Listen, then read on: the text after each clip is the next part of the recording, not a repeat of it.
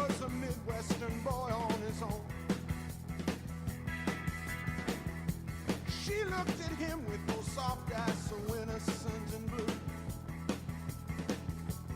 He knew KCAA Loma Linda, 1050 AM, 106.5 FM, and now 102.3 FM.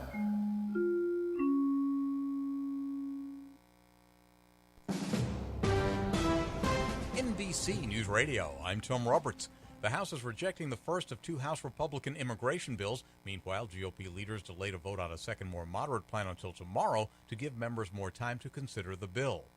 President Trump blames Democrats for blocking efforts to reform the nation's immigration system. Speaking at the White House today, the president said federal immigration laws have lots of loopholes. Loopholes in our immigration laws, all supported by extremist, open-border Democrats, and that's what they are. Online shopping's about to get more expensive. The Supreme Court is clearing the way to allow sales taxes when you buy something on the internet.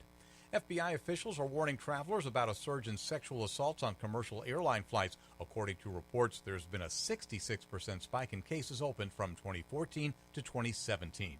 Transgender people are no longer considered as mentally ill. The World Health Organization now classifies it as a sexual health condition. Tom Roberts, NBC News Radio. Why are you listening to this radio station? Why? When you can host your own radio show. You're listening and you think you can do better? You have a message or a product you want everyone to know about. Host your own radio show. Team up with the area's best radio professionals and let them make you sound like you should be on NBC. KCAA NBC Radio, that is. KCAA produces more than 50 local programs each week on subjects ranging from business and sports to political talk, vegan diets, or even marijuana-related issues. We don't just broadcast on the radio, we broadcast to the world. Online, on TV, on social media, on Facebook. You'll be all over. Imagine what your friends will say. And KCAA reaches over 5 million people on 3 radio stations. Join the staff on 1050 AM, 102.3 FM, and 106.5 FM. NBC Radio. Jump on the KCAA Express. Call 909-793-1065. That's 909-793-1065 and get ready to transmit. When Michelle lost her job, her home, and her children because of her addiction, she was desperate to make a change. She felt hopeless. Then she discovered Cedar House Life Change Center in Bloomington. Their staff showed Michelle how to live drug-free and be the mother she always knew she could be. You know what it feels like to be trapped in your addiction? Too many people in our community feel that way every day. That's why Cedar House is here to help with a range of residential and outpatient care. To support the mission of recovery, visit cedarhouse.org, where they say, "Come grow with us." Are you ready for a new experience? To see life from another point of view? New hope, new expression, new joy. This is your radio hour. Welcome to Viewpoint with Father John. And welcome. You are tuned in to KCAA Radio, 1050 AM, 102.3 FM, 106.5 FM, or on the World Wide Web at kcaaradio.com. This is Viewpoint with Father John, and I am your host, Father John Reed. By the way, you can follow us on Facebook at Viewpoint with Father John, or go to our website at www.viewpointwithfatherjohn.com. This is a listener-supported program, so if you go to that website, if you click support, you can help keep us on the air. All of God's children are endowed with extraordinary purpose and ability. I'm on a quest to help as many as possible in fully realizing their divinely inspired potential. Disposing of false narrative and embracing genuineness inspires clarity of purpose. My role is to help overcome self-imposed limitations in realizing one's spiritual potential. And tonight we are sponsored in part by St. Teresa Open Catholic Seminary, progressive, independent, truly Catholic education for ordained ministry and lay leadership.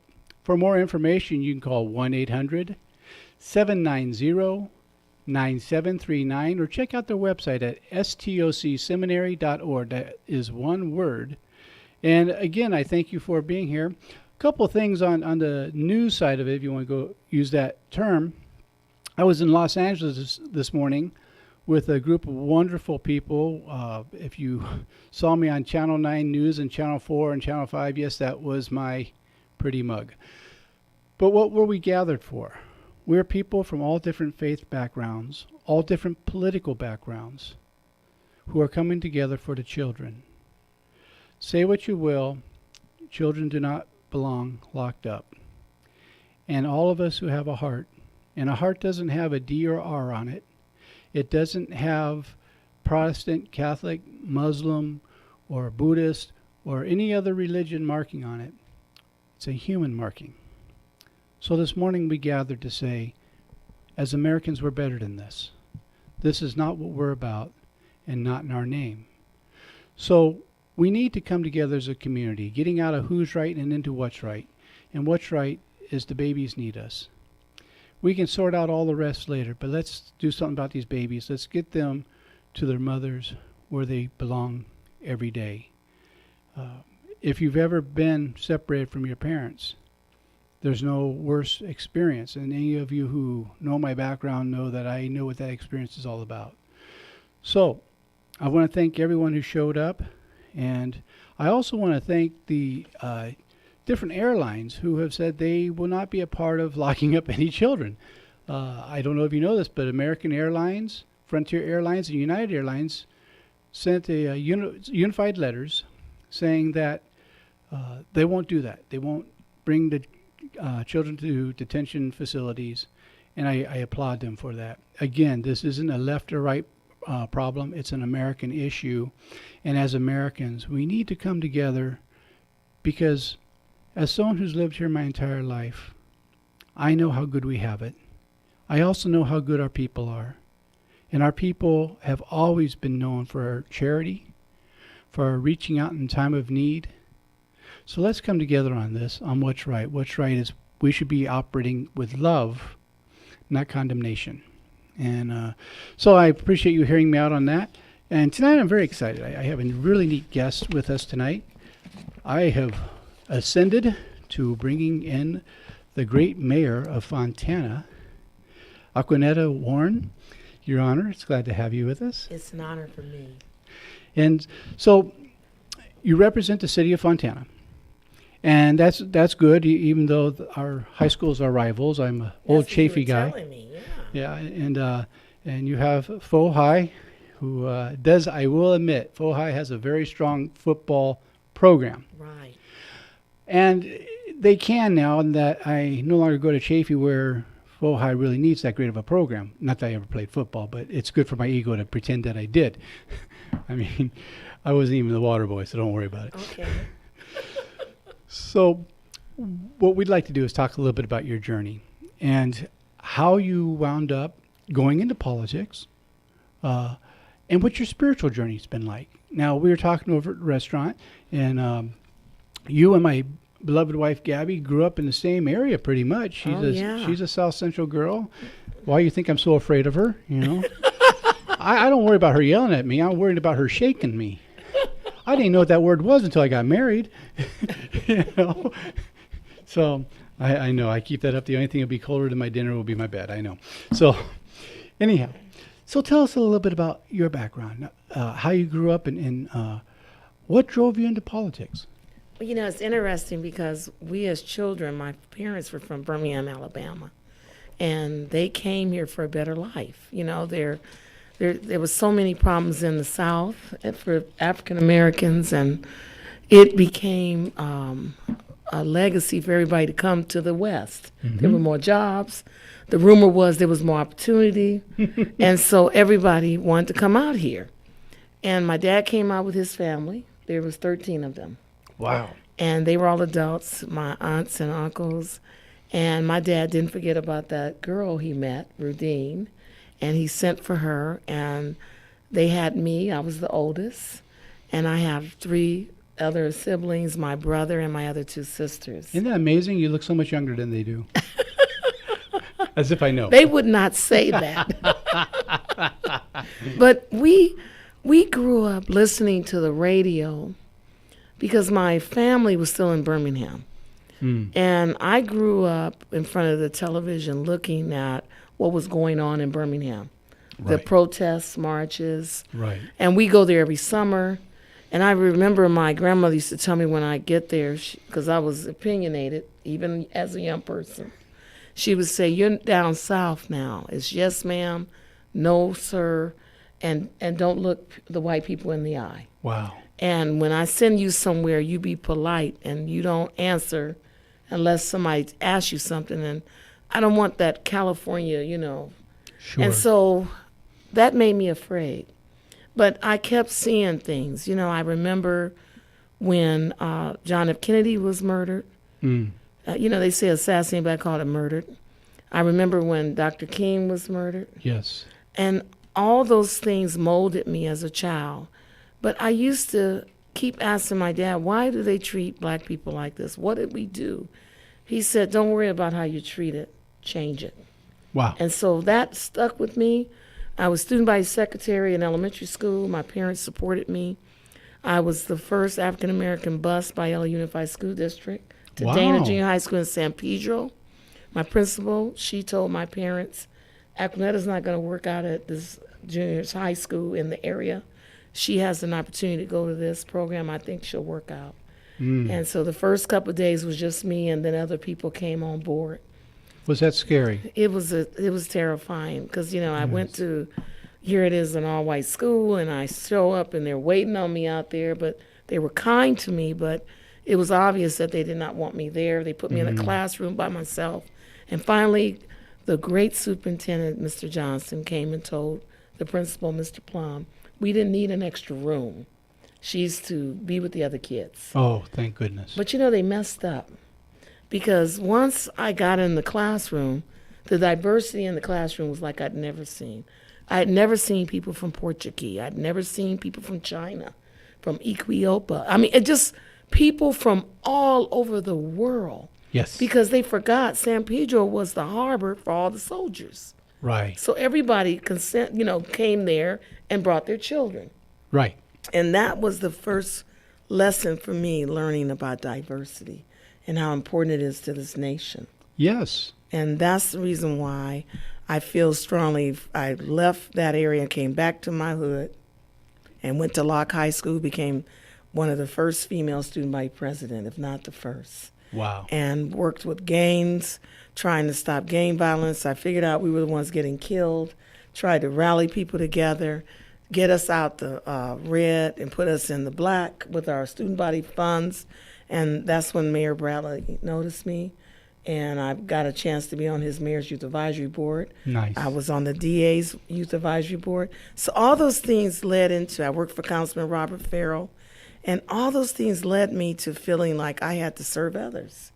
Yes. And I grew up in the Baptist church, and that's what we did. On Saturdays, if we weren't making things to give to other people, or my mom wasn't cooking for a senior, that's the way I was raised. You live to help others. I have to tell you, you mentioned your religious background. And my listeners know I'm Eastern Orthodox. And some years ago, we had a Pentecostal church in Baltimore converting, a black Pentecostal. So they send me out there as one of the delegates. You can imagine I stuck out, the token Irishman.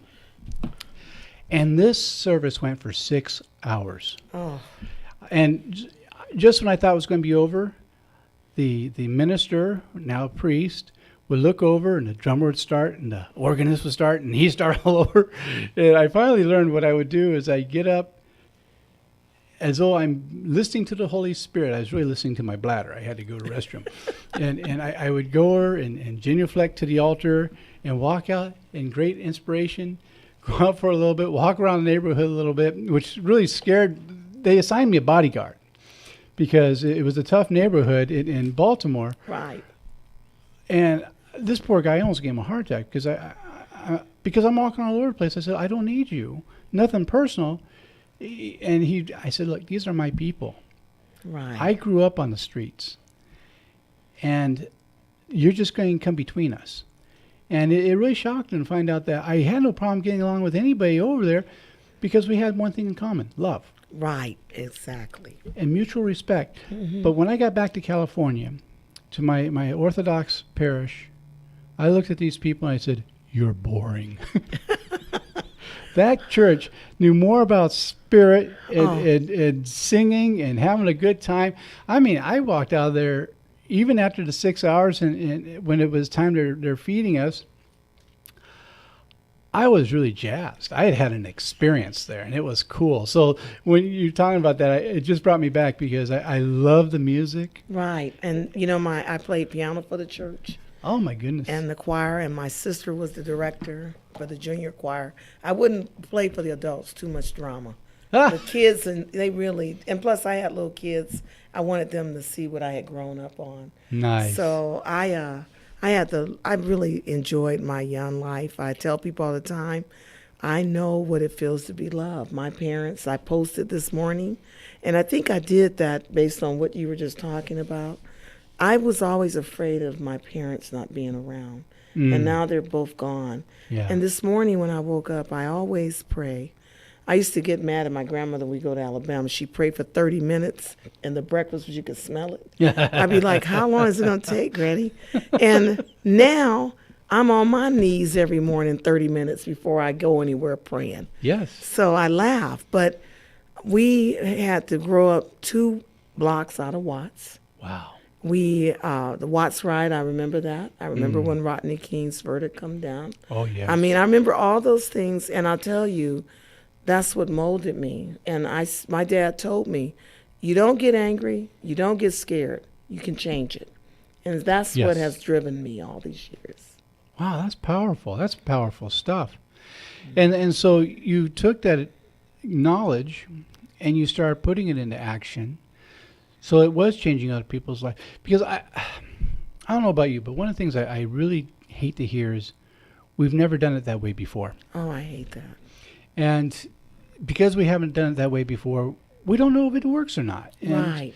when I was chancellor of the diocese, I drove the poor bishop crazy because I was always trying to do new stuff. Well, we haven't done that before. Well, then maybe it's time that we do. And if it doesn't work, so what? I live by the rule. I reserve the right to change my opinion tomorrow based on new information. And, we were talking You're going to get in trouble thinking like that around me. Oh, I know. Well, the commercial before we came on for Cedar House, my oldest brother used to be the director. He was the one who changed it from Amigo House to Cedar House. And it went to new heights because he didn't know what he was doing was impossible. Right. And they're a blessing in this community. And he then went up to San Jose and opened up what I used to call the $3 million drunk tank. Sega Laguna, I forget the name of it now. Casa Sega Laguna, sorry, Bob. But it was a program they hadn't had. And he put it all together. And after it was open, then people told him how what he did was impossible. And the reason he did was he didn't know it was impossible. He's the one who started the whole KDAC program of the Certified Drug and Alcohol program. He was even credentialed when he started it. So the point of all that is, I'm not just trying to brag on my brother, and I am proud of my brother. Right. He's come a long way. Rancho Laguna Sega, that was the name of the program. Okay. Sorry about that. I just didn't want my brother to give me a bad phone call. But the point being, because he didn't know these things were impossible, he truly believed that God wouldn't call him to do something that God wasn't prepared to back up. Right. And so he got this stuff done without knowing that it was impossible. And a lot of people have been helped because of that, because he didn't say it can't be done. He went out and tried to do it. We're coming up on our first commercial break, and I'm excited to have the mayor of Fontana with us. We're going to have an exciting night tonight, and we'll see you in a couple minutes.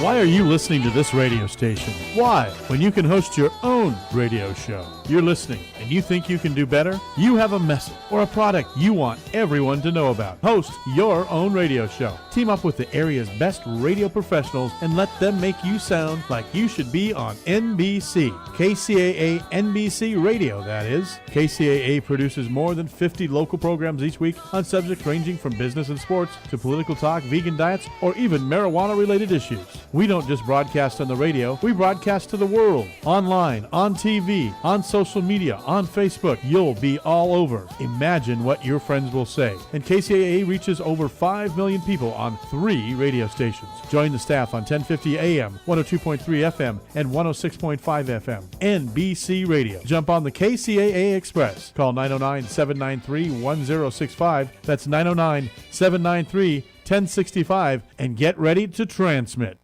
When Michelle lost her job, her home, and her children because of her addiction, she was desperate to make a change. She felt hopeless. Then she discovered Cedar House Life Change Center in Bloomington. Their staff showed Michelle how to live drug-free and be the mother she always knew she could be. You know what it feels like to be trapped in your addiction? Too many people in our community feel that way every day. That's why Cedar House is here to help with a range of residential and outpatient care. To support the mission of recovery, visit cedarhouse.org, where they say, "Come grow with us." Are you ready for a new experience? To see life from another point of view? New hope, new expression, new joy. This is your radio hour. Welcome to Viewpoint with Father John. And welcome back. You are tuned to KCAA Radio, 1050 AM, 102.3 FM, 106.5 FM, or the World Wide Web at kcaaradio.com. This is Viewpoint with Father John, and I am your host, Father John Reed. And tonight I'm so excited. We have the Honorable Acquanetta Warren, the mayor of the great city of Fontana, with the famed football team that I can't get over my resentment over from being head chiefy. But I want you to know I'm having a lot of fun having you here tonight. And we had a great dinner together. You're a wonderful individual, and I think Fontana's lucky to have you. And let's talk a little more about your journey. Let's fast forward a little bit. So you wound up doing a lot of stuff with a lot of different people in different offices. What happened next in your life? I decided that I needed to take care of my family. I was married. I went into banking, 16 years, great career. You know, went all the way up to vice president. Wow. I worked at 3 banks, Lloyd's of London, B of A, and First Interstate is where I ended up saying I'm done with banking. After that, I decided I wanted to do something different, and I wanted to do something in housing. I wanted to help people again. And I decided that I was going to look around. They had us at this place where we were displaced, and I met a great family, and they had the contract in the city of Upland, and I started working it. And I was pregnant with my daughter. And so later when we finished the program, a lot of people were saying they just felt sorry for me when I knocked on their door. But I got to restore 2 great neighborhoods in Upland. And then the gangs moved out from L.A., and the police department recruited me on their POP team, problem-oriented policing. Sure. And we cleaned up those apartments in Upland. And then from there, they wanted to hire me, and I ended up retiring 3 years ago as the Deputy Public Works Director in Upland. But my journey started with Fontana when I relocated my family. Did you, when you were with Upland, ever work with Sergeant Tom Barnhart? Yes, I did. Tom was an old friend of mine. Oh, my goodness. And because I did a lot of work in adolescent addiction. Okay. So we got to be friends. And then Sergeant John Poole. I know him well. We were in high school together. You are kidding me. I'm not kidding. And if I knew that he was going to grow up to be so big and so tough, I would have never tried to pick on him. That's right. Great man. But you know what? He's a really nice guy in high school, and he's a wonderful servant of the city of Upland. Yes. So when I relocated to Fontana, my husband and I, we barely qualified for a home. And the first thing that happened 2 weeks, my friend that I moved around the corner from, she said, "You better go to this meeting. They're getting ready to raise our landscape maintenance district fees." Well, I promised my husband coming down the freeway from Compton, I will not get involved in any politics. I will be a pew sitter. Okay. And so when he went to work, I went to the meeting, and the rest is history. I met some great people. The mayor, who just retired before me, Mark Nuemi. Okay. And then John Roberts. At that time, John and I would work together on code enforcement issues between Upland and the county.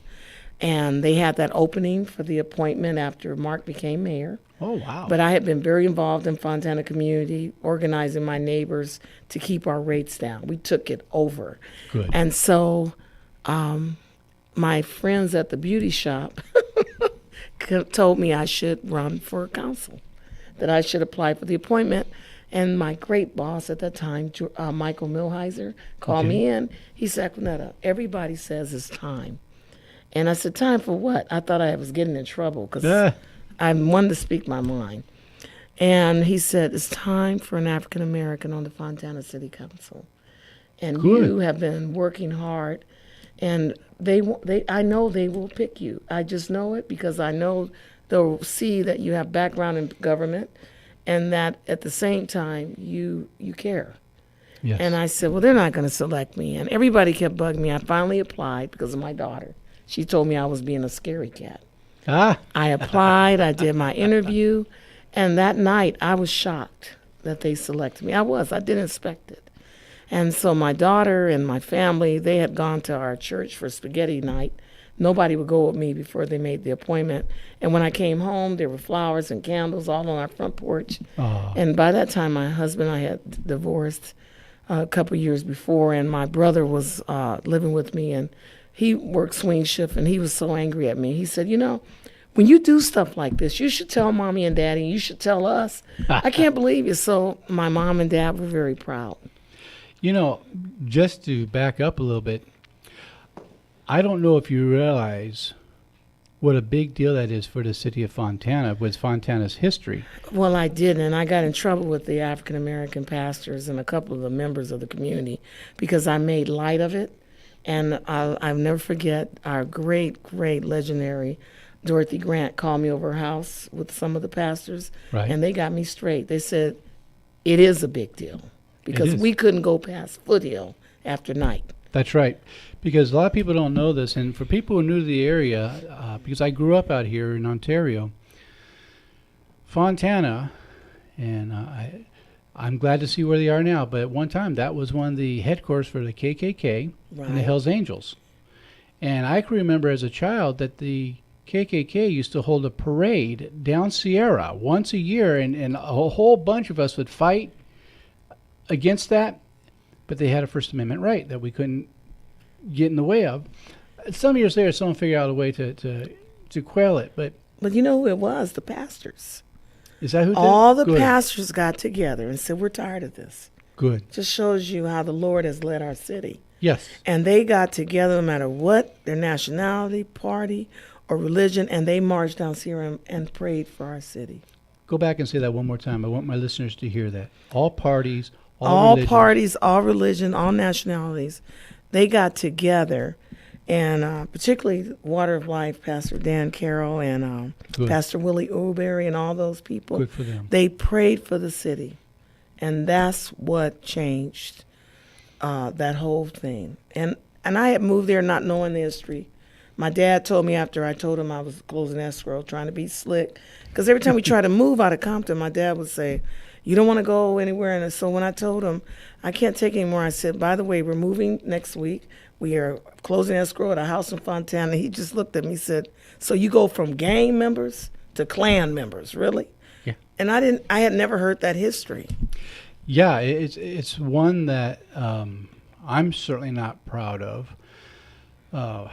Look, I knew what it was to grow up with prejudice on the side of the losing end because I grew up 2 blocks away from the Calaveras gang, and I was white.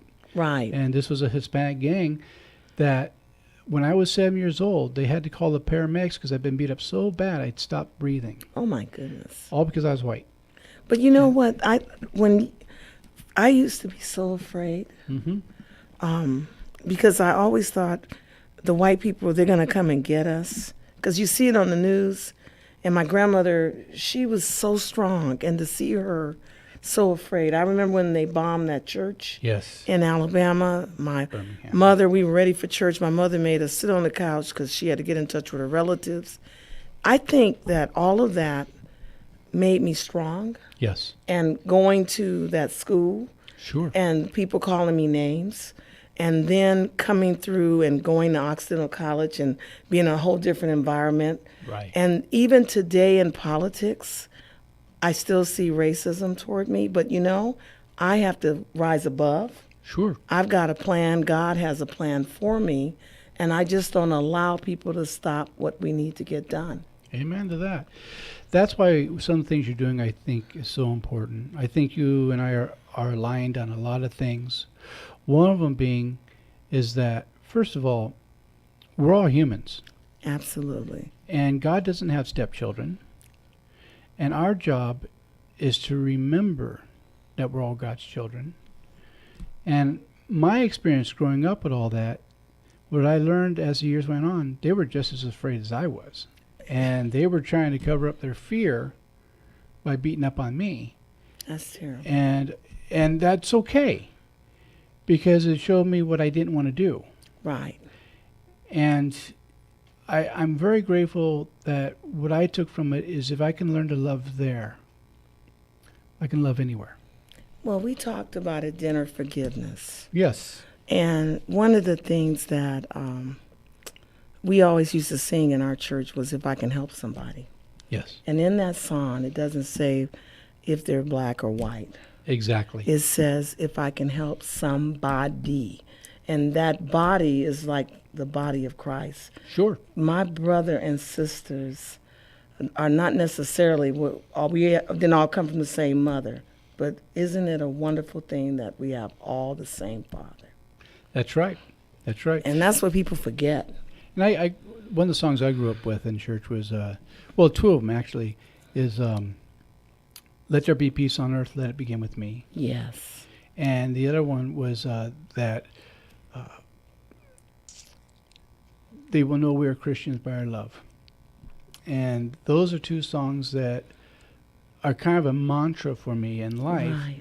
And when I go into places, like when I went to LA this morning, and I'm looking around, this is just a little thing I do, is I try to see the Spirit of God in everybody. You have to. And in the East, they have an expression called namaste. And what namaste means is the divinity in me recognizes and salutes the divinity in you. Right. It's the same divinity. And that's why on this program I've worked very hard to bring people from different faith backgrounds, different cultural backgrounds, to show we all have more in common than we have separate. And every one of us is deserving of love. You know, when the Watts riots, we had a Yes. great Sunday school teacher, Miss Dove. She was white. See, where I grew up, we were all together. The Latinos, the whites, the blacks, the Germans, everybody. We just all lived together. I didn't have all these issues. And she came to us after the riot and she said, I can't be your teacher anymore. My husband won't let me come back because they felt it was dangerous in Watts. And I never got over losing her. Wow. And so now, as a mayor, I can't afford just to represent one group. Right. I have to represent everyone. And I can't do party. Right. I can feel what I feel of what I feel, Sure. but I have to be up there at that dais. We have a little note on each council member's computer that says, would this be good for Fontana? That's Is this good for Fontana? And we've proven, working as a team and embracing and including everyone, it works. We just got #1 in the state, prosperous city. Really? I didn't know that. Yes, we're cool. we're #4 in the nation. But it's based on us being able to bring our indicators up for employment, education, and Right. poverty. Yes. And poverty is driving racism more than anything in our region. I agree. I absolutely agree with that 1,000%. And so to lift the entire community, we have to lift the least among us. Right. And that's why everything we do, we have to include everyone. And that's why I really focus with our faith-based community. They help me. Good. If we have someone in need, we have CityLink that is run by Water of Life. Pastor David Samora, he is a jewel. Nice. He ministers to young people. He helps anybody. We have all these great pastor leaders. We have Pastor Emery James. He does his Dr. King ceremonies every year. Cool. We're all trying to work toward one goal. We just had Loveland move back. I praise God for that. We have all these churches, but when I was honored by Next Dimension to get my honorary degree in theology for a doctor's degree, what that taught me was there's okay to be in politics and it's okay to believe in God, because ultimately you believe in people and you believe in love. Sure. Sure.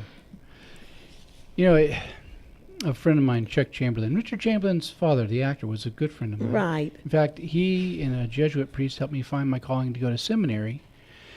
And Chuck used to say, you are what you're giving away. Exactly. And he used to also say, if you were asking me my religion, it had to be the way I live my life. It doesn't matter what I call myself. The way I live my life tells you everything about what I believe.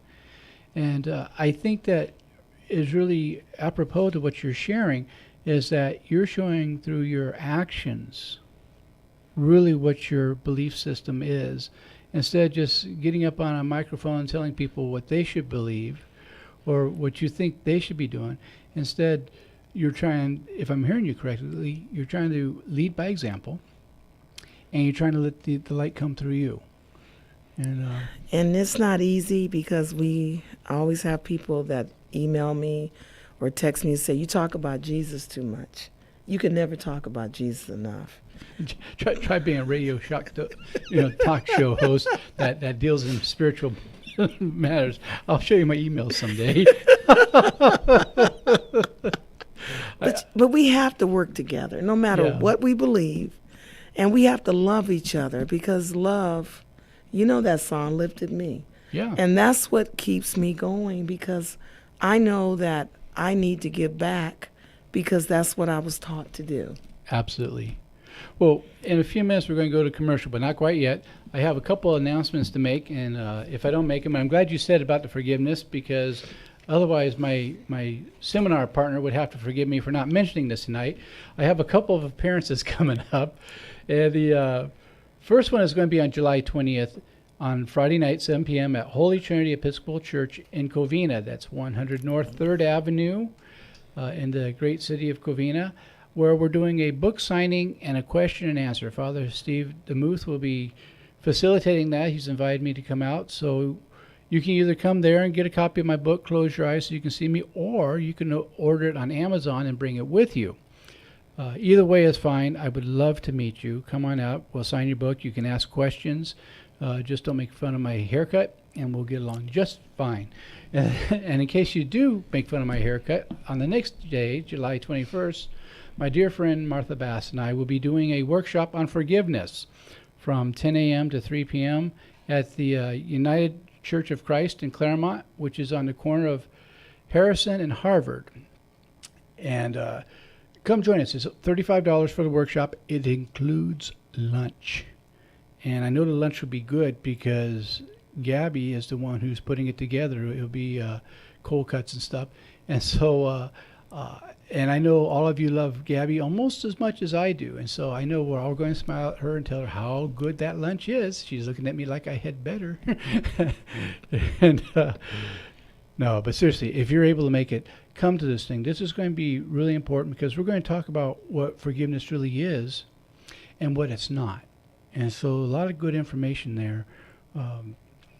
If we don't forgive, we become hostages. And I've shared with you on this program one of my heroes, Viktor Frankl, who was in Auschwitz and who had ran into one of the people who had been a prisoner with him in the concentration camp. And he asked his friend, his fellow prisoner of one time, do you ever think about our time in the camp? And his friend said, yes, I hate those Nazis every day. I damn them to hell every day. And Viktor Frankl said, then you're still their prisoner. That's right. And so come learn about forgiveness. Not just to forgive others, but to learn how to forgive ourselves and how to make peace with ourselves. So as we're going to go into a commercial break, and I want to thank Blake for doing such a good job on the side of the glass. Say hi, Blake. Hello. Can you hear me? I can barely hear you. How about now? I can hear you now. Well, you're right. working for AT&T now? I think so. But anyhow, we're going to go to commercial, and I thank him for working the board so hard, and we'll see you in 2 and 2.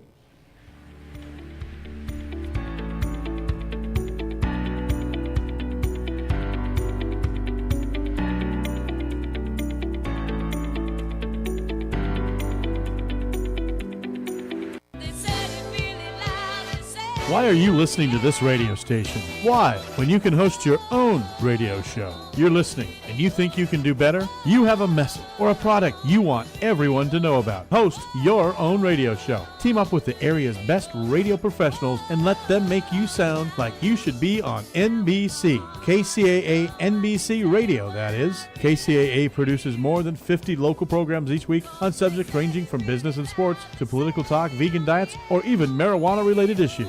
We don't just broadcast on the radio, we broadcast to the world. Online, on TV, on social media, on Facebook. You'll be all over. Imagine what your friends will say. And KCAA reaches over 5 million people on 3 radio stations. Join the staff on 1050 AM, 102.3 FM, and 106.5 FM. NBC Radio. Jump on the KCAA Express. Call 909-793-1065. That's 909-793-1065 and get ready to transmit.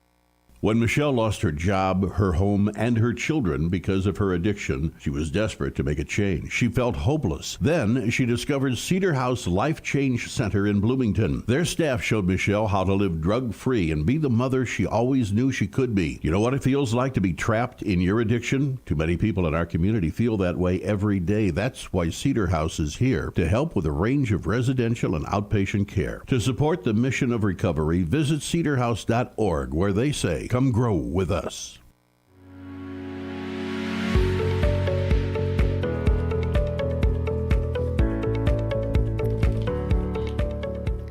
And welcome back. You are tuned to KCAA Radio, 1050 AM, 102.3 FM, 106.5 FM, or on the World Wide Web at kcaaradio.com. This is Viewpoint with Father John, and I am your host, Father John Reed.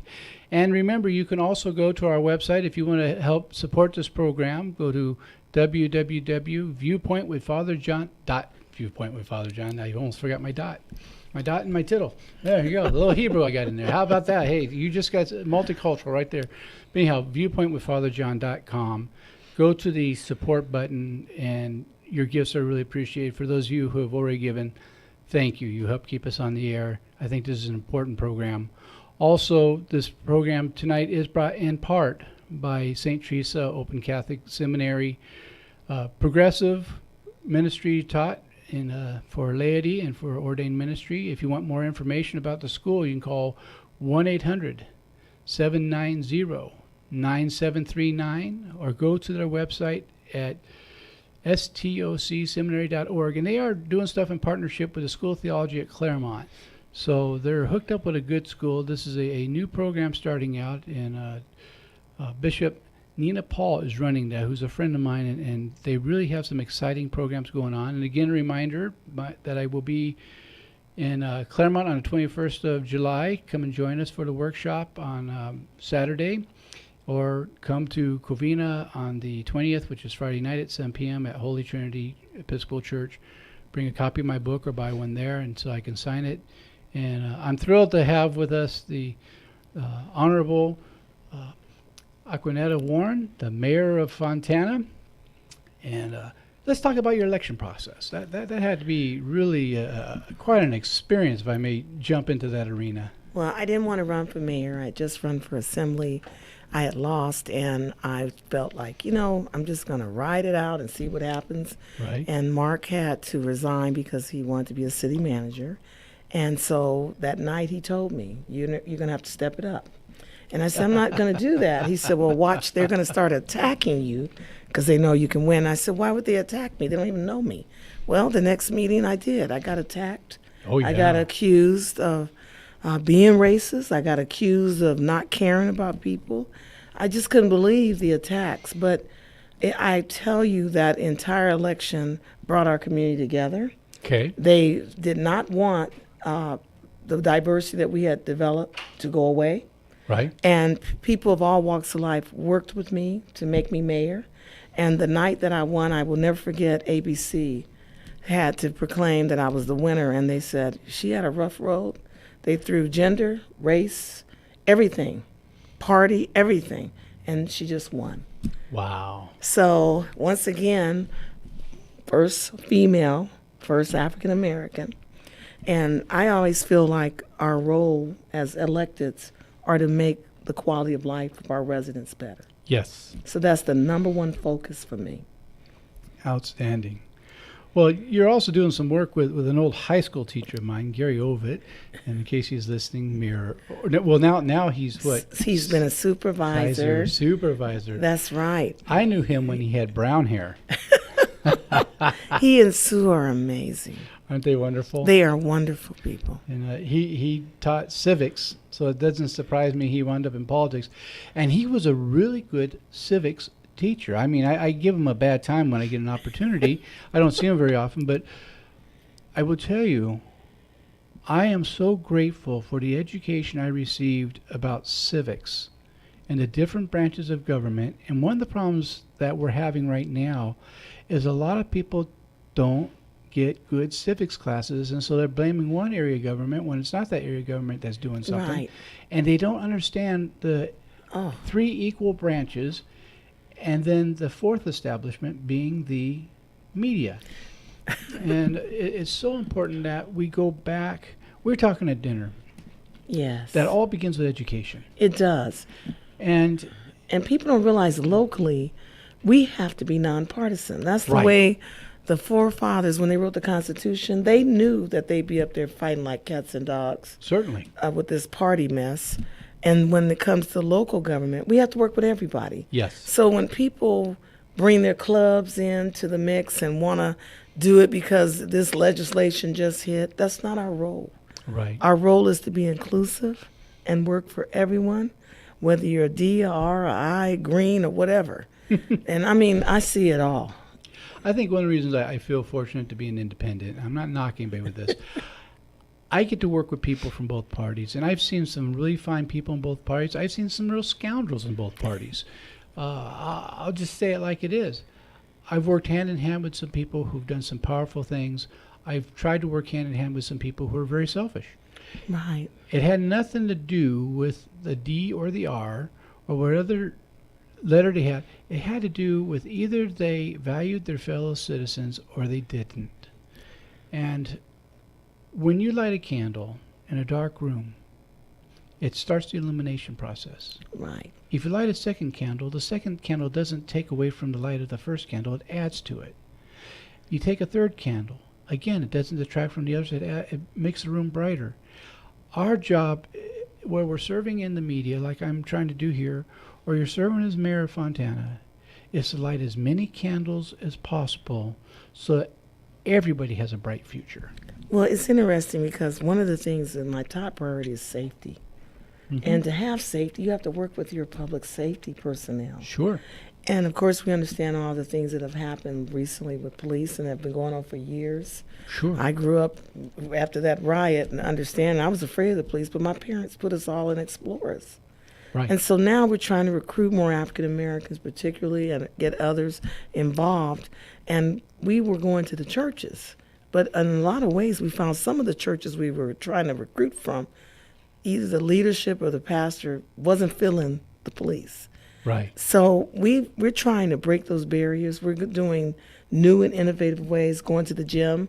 People don't realize the gym helps you because that's one of the worst things you can go through is that physical agility. Did I say worse? Healthy Fontana talking here.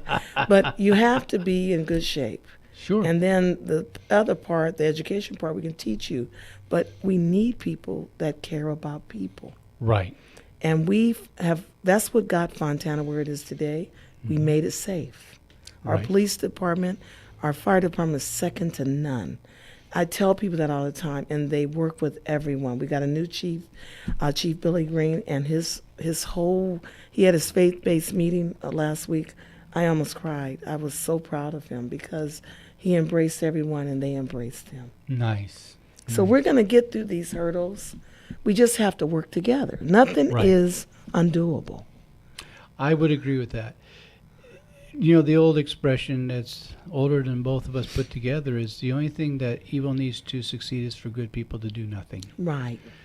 And, you know, I meet people all the time with different letters, political letters in front of their names that want to work towards the common good. I mean, this morning out in Los Angeles, you have people of every stripe, every religion. Yeah, every religion pretty much was there. We all prayed in our different ways, but we prayed together. Right. And we were united in the fact that we want to right something that had gone wrong. And rather than causing more chaos, we want to bring more unity. When we do that, when we sit down and we talk, I find that most of us have more in common than we do different. You know, tonight during our dinner, we got to discuss a lot of things. We got to talk from different points of view. And as my friend Richard Rohr says, each point of view is is a view from a different point from a different view. Right. And so if I can come over to where you are a little bit and try to see it from where you're seeing it, and you come a little bit from where I am, we don't have to agree on everything, but we can respect each other. But look what's happening. I talk to students that are afraid to talk in class now. Wow. I talk to people that are afraid to say how they feel because the rhetoric has gotten so loud against everything. Yeah. So parents now are telling their kids, and it remind me of my grandmother. Remember, she told me, don't look them in the eye. Yes, sir. Yes, ma'am. Do we realize all this impact to our kids? And we talked at dinner, we should consider what's going on in those camps a crisis. And what do we do as Americans? We stick together. I don't care how it got started. Let's get it over with. Let's get with this solution. And let's get beds in there. Let's get mommies in there. Let's put these kids where they need to be, where they'll be safe and where they'll feel loved. Yeah, let's get them reunited. Let's get them reunited. So I think people are beginning to get tired of all the bashing because it's doing nothing but creating anxiety for everyone. Sure. And I see more people standing up saying, that's not what I'm going to do. I'm going to stand for something. Sure. I'm going to get something done. And that's what motivates me. You said something that concerned me greatly, and I had an experience. I'll be a lifelong student. And a few years ago, I was taking some university classes. I won't say what university because I don't want to get a lawsuit in the mail, which people do today. But I had a couple of professors that would not allow academic discussion. And when I first went through school, all the way to my doctorate, one of the things I loved most was academic dialogue. We can discuss things, we could debate them a little bit, we can show different points of view, and all of us benefited because we got to see it from all different points of view, and all of us learned more about what we're studying, we learned more about each other, and we also learned some things that we had been misinformed on. And you're right, it's unfortunate, but when you're just pushing down everything, right, you can never look up. I agree with you. And we have to stop this because everyone should have an opinion. Now, do we all agree? No. But I pride myself with trying to work with everybody because I need their help. I always tell citizens when I meet with them, how can I help you? But more importantly, how can you help me help you? Right. And we sit down and we talk it out. I had people calling me, blaming me for everything. And I explained to them, well, how do you think I should fix that? Because that's not the level that I'm in charge of. Okay. And we constantly battle with the state. They take our funds. Sure. We constantly have to implement things mandated to us, unfunded. Right. But Fontana has been awarded one of the fiscally responsible cities. And it all came down to don't spend what we don't have. Right. I agree with that. And create an environment, economic environment, where people can get a job, Good. where people can get a good education, and people can feel safe. And those are such simple things. But I tell you, if you see the backlash we get from time to time, but it doesn't stop us, because if we're going to down everything, we'll never get up. Well, one of the problems, and I mentioned it earlier, from my point of view, is again, we stop teaching fundamental things such as civics class. I remember when I was in elementary school, one of the things we got graded on was citizenship. Right. And I can remember Mayor Treadway was the mayor of Ontario. Now, I was just a grammar student, and I had an idea. And so I went to his house, because there, you can do that in Ontario. Right. And I knocked on his door, and I said I had some ideas, and he was a neat guy. He also taught junior high at Imperial Junior High. And he sat down on his front porch with me, and he just listened. And I was talking about what a great thing it would be to have a bus system in Ontario. Right. And stuff. Well, 2 years later, they came out with the omnibus. And I'm telling everybody, that was my idea. You better. And I thought it was. I didn't know it had been in the works for forever. The point being, as mayor, he sat down with me, and he made me understand We're all involved in this. We have to listen to each other, and everyone's input is important. To this day, and I'm not going to say how many years ago that was, even though I look devastatingly young, it sticks with me. Well, Mayor Bradley is my mentor. Right. Good man. I was on his Mayor's Youth Advisory Board, and every Saturday he would come up and speak to the group, and he talked to us about civility, and that's what's missing. Civility, which means we respect each other and we embrace each other for who we are and where we are. And that is missing. And we're not teaching our children those traits, and we've got to.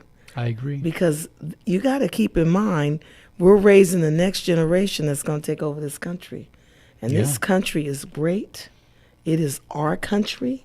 It belongs to everyone. Everyone. And we have to embrace everyone. Yes. So we try to do that in our great city, and I think that's what's made our city successful.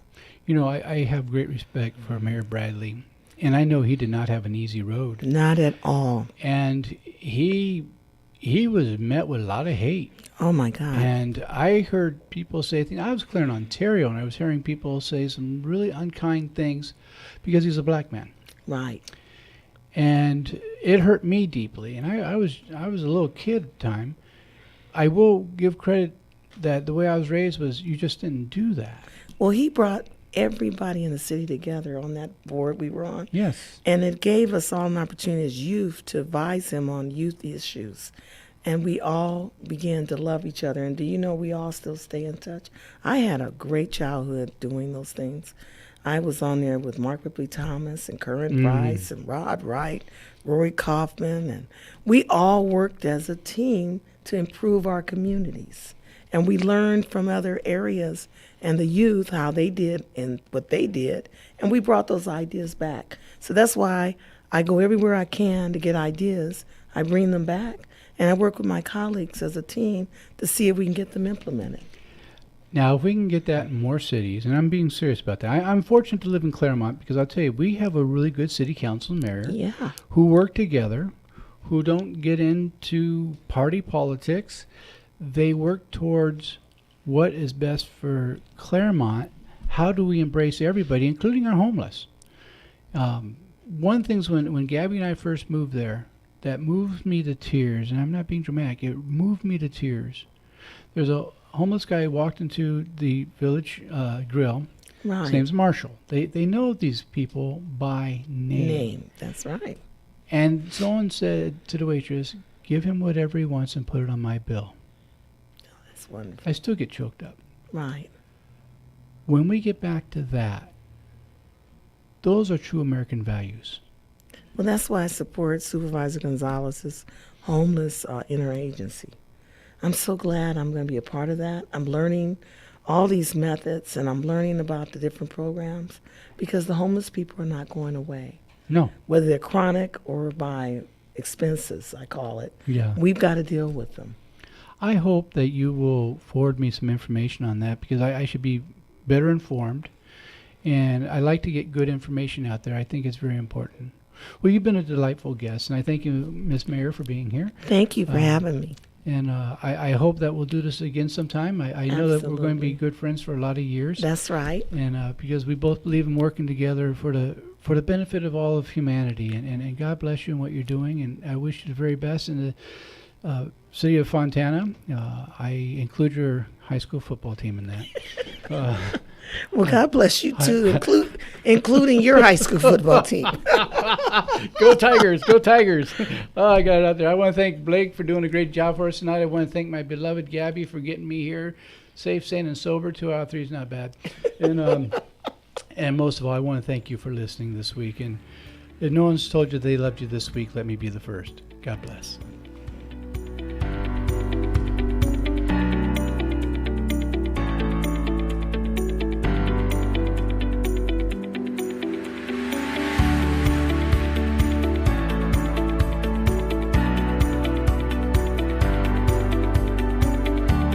This is KCAA.